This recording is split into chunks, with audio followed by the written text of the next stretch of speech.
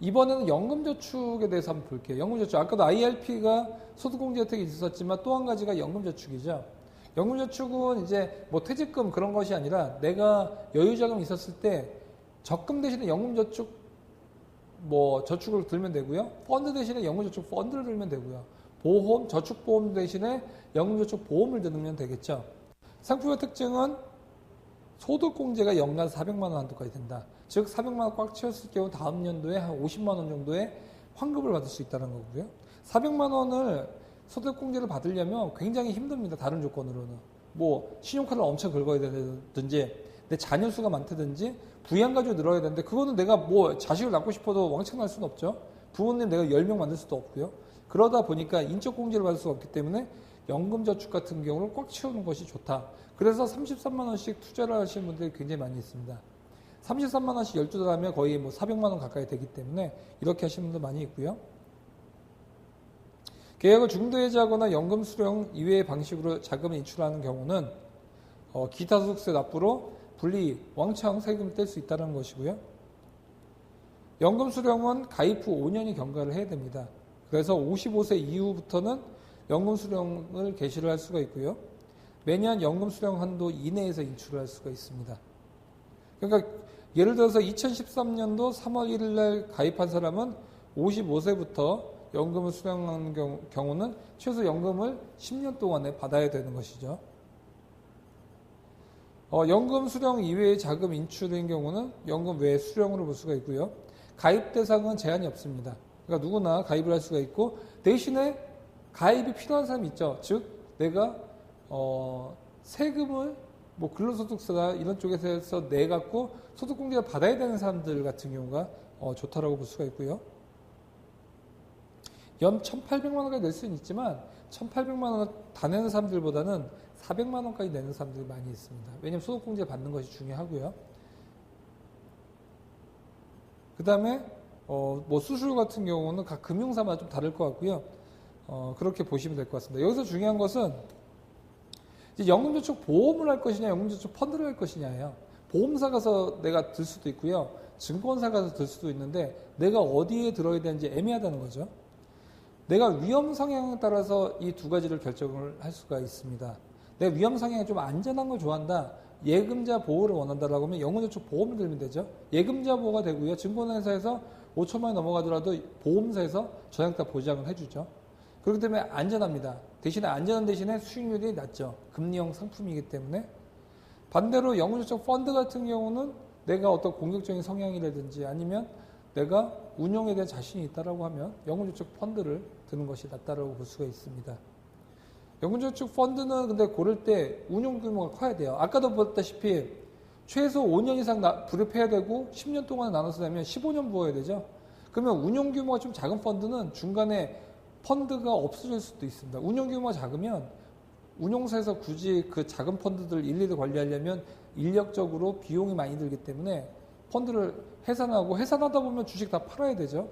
그러면 펀드를 가입한 사람들한테는 굉장히 큰 불이익이 될 수가 있기 때문에 연금저축 펀드는 적어도 뭐 몇천억대 이상의 규모가 돼야지 10년, 20년 지나도 잘 유지가 될 수가 있고요. 또 운용회사가 상당히 건전해야지 그 펀드를 오래 끌고 갈 수가 있겠죠.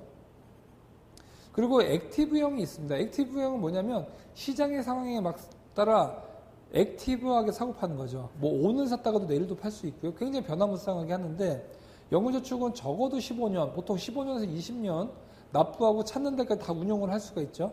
그러면 굳이 시장 상황에 따라 일회일비할 필요는 없어 보이고요. 고배당 그 편에서 말씀드렸다시피 고배당 펀드 같은 경우는 장기적으로 보면 오히려 주식형 펀드보다 수익률이 더 좋았죠.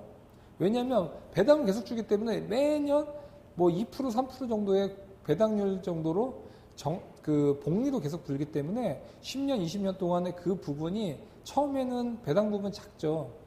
주식 같은 경우는 하루에도 뭐 몇 프로씩 움직이고 1년에 뭐 몇십 프로씩 움직이기 때문에 1년에 뭐 2%, 3% 나오는 배당률이 작을 수 있습니다. 하지만 그게 몇 년 동안의 복리를 쌓이다 보면 이게 주식형 펀드에서의 수익률 부분에서 상당 부분 차지를 하고 있고요.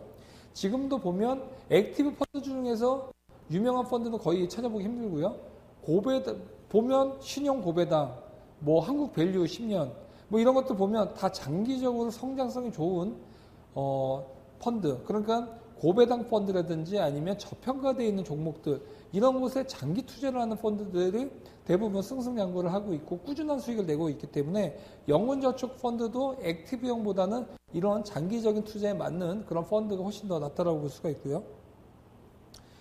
수익률 같은 경우 매년 편차가 큰 펀드들보다는 꾸준한 수익을 내는 것이 좋습니다. 왜냐하면 내가 노후 때 찾아야 되는 거죠. 그럼 내 노후를 책임질 수 있는 펀드여야 되는데 내 노후 때 이것이 갑자기 손실이 난 거예요.